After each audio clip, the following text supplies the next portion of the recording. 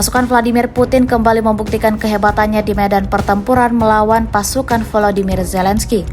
Terbaru dalam sebuah video di media sosial Telegram pada Jumat 22 Maret 2024. Dalam cuplikan video menampilkan rentetan ledakan dahsyat yang hitam membumbung tinggi ke langit. Narasi unggahan menyebutkan tentara Rusia memberikan pukulan dahsyat kepada infanteri Ukraina di daerah perbatasan.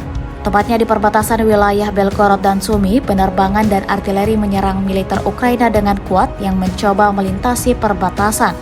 Dikonfirmasi setelahnya kelompok militer Rusia berhasil mendapatkan pijakan di daerah tersebut. Hingga video ini beredar, beragam komentar dikirimkan oleh warganet.